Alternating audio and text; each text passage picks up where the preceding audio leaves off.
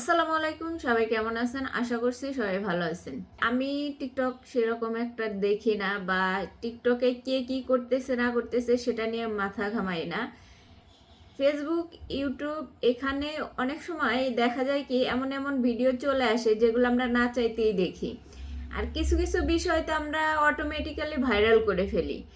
এখন কথা হইতেছে কিছুদিন ধরে যে অপু নামের ছেলেটাই এর আগেও অনেকবার ভাইরাল হয়েছে তার এই উল্টাপাল্টা কর্মকাণ্ডের জন্য। এবং ইদানিংও সে নাকি লাম্বরগিনি কিনছে, সেজন্য প্রচুর তাকে নিয়ে কথা হইতেছে।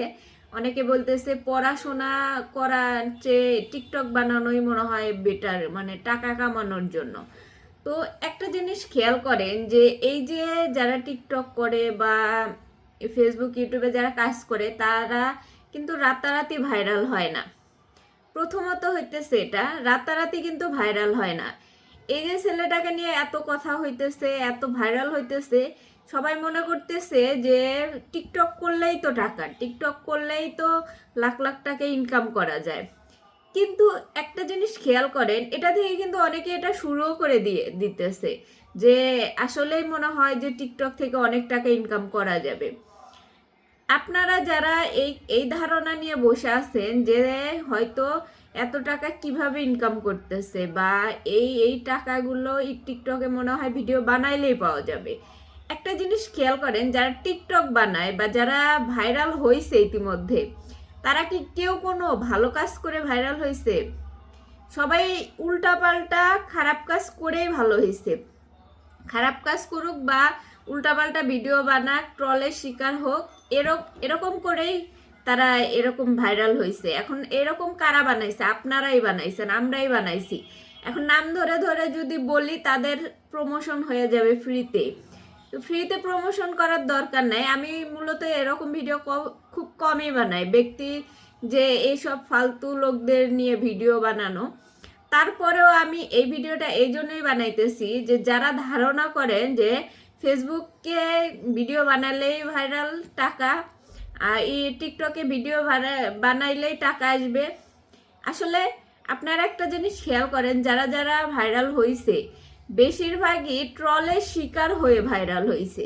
এখন এরা যে কি পরিমাণ কথা শুনছে মানুষের থেকে, কি পরিমাণ ট্রল হয়েছে, এই যে কি পরিমাণ যে সাফারিং করছে, এটা কি আপনি করতে পারবেন? আপনি যদি মনে করেন যে এখান থেকে লাখ লাখ টাকা ইনকাম করা যায়, তো সেই জায়গায় এত বছর পড়াশোনা করে কি লাভ? এত বছর পড়াশোনা করে আমরা তারপরে গিয়ে চাকরি বাকরি পাই না, তার চেয়ে বরং ভিডিও বানানো, টিকটক বানানো, এগুলো করলেই তো আমরা টাকা পাবো।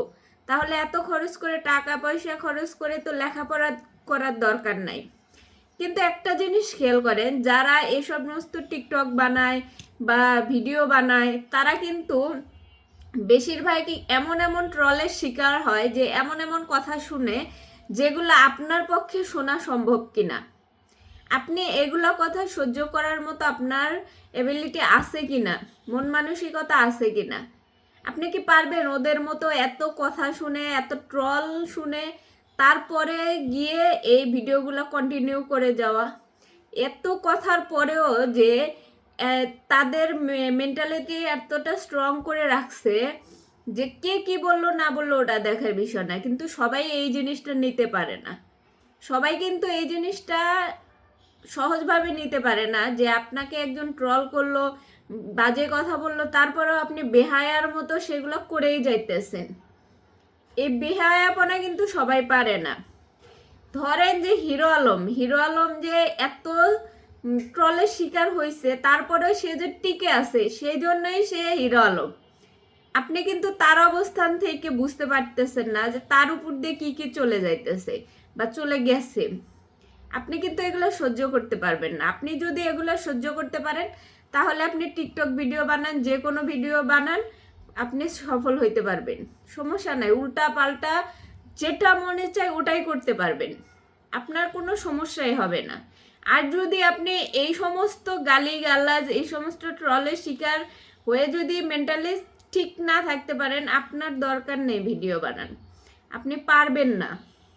অতএব এই যে এইগুলা শেষরাম লোকদের ভিডিও দেখা যে এগুলা করলেই টাকা, লাখ লাখ টাকা, তারপর একটা ভিডিওতে দেখলাম ইন্টারভিউ নিতেছে টিকটকারদের কোনো একটা অনুষ্ঠানে, তারা এক একজন বলতেছে 30 লাখ 35 লাখ করে টিকটক থেকে ইনকাম করছে।